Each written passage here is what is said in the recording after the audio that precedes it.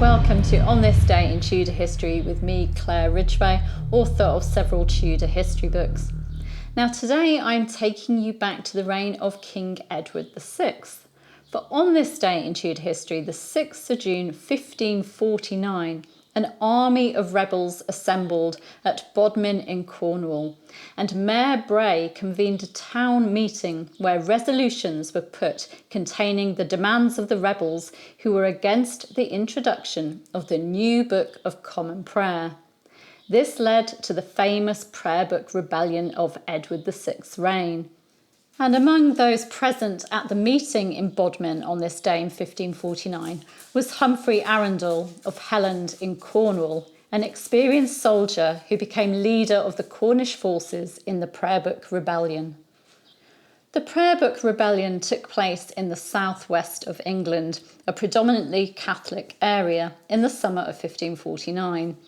Henry VIII, Edward VI's father and the previous monarch, had broken with Rome in the 1530s and had been declared the supreme head of the church in England.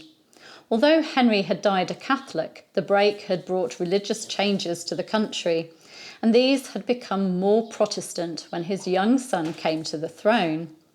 In 1549, the Book of Common Prayer, which had been composed mainly by Archbishop Thomas Cranmer, and which was the official liturgy of Edward VI's Protestant Church, was introduced into England. The Act of Uniformity, which was passed in January 1549, made it illegal for parish priests to use Latin liturgical rites from Whit Sunday, the 9th of June that year. Instead, they had to use the Book of Common Prayer, which was in English. This change from Latin to English, from the centuries-old way of celebrating Mass to celebrating it in English, wasn't embraced by all of the English people.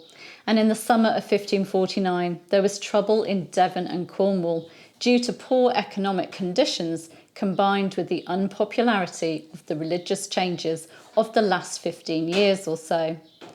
In Cornwall and Devon, the English language just wasn't spoken by the majority of the people, so to be compelled to have services in this unfamiliar language was awful for them. The rebels called for the rebuilding of abbeys, the restoration of the 6 Articles, the restoration of prayers for souls in purgatory, the policy of only the bread being given to the laity, and the use of Latin for the Mass. At Sandford Courtenay on Whit Monday 1549, the parishioners managed to persuade their parish priest to revert to the Latin Catholic service, saying, "We will not receive the new service because it is but like a Christmas game." It wasn't just that the service was in English. There was no Whit Sunday procession in the church and no elevation of the host. It was all so foreign to them, and they wanted the old ways back. Of course, the old way of doing things was against the law, so local justices arrived for the next service to compel the priest to use the Book of Common Prayer. Trouble broke out, and local farmer William Hellions, who supported the new way, was killed when he was struck with a billhook on the neck and attacked with further blows. Following this outbreak of violence, many of the local men made their way to Crediton, where other rebels were gathering, to join forces and to march on Exeter. There it is thought that they also met with the Cornish rebels, who were under the command of Humphrey Arundell. The rebels' resolve was strengthened when, after they refused to negotiate with men like Sir Peter Carew, sent by Lord Protector Somerset, Carew and his men set fire to a barn in which some of the rebels had taken position.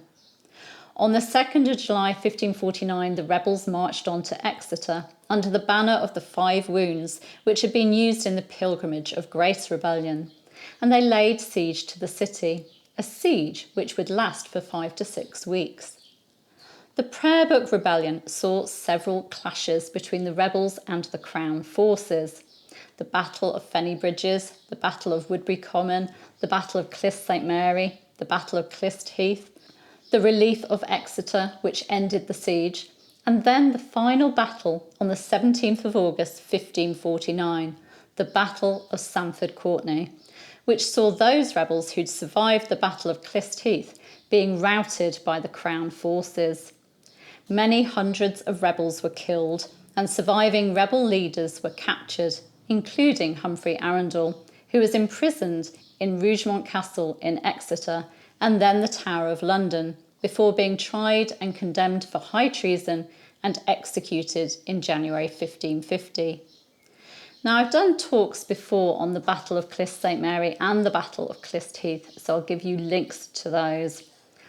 Also on this day in Tudor history, the 6th of June 1522, Holy Roman Emperor Charles V and King Henry VIII made a grand entry into the City of London.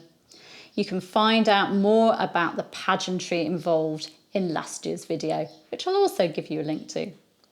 Thank you for joining me. You can subscribe to the channel by clicking that button right there.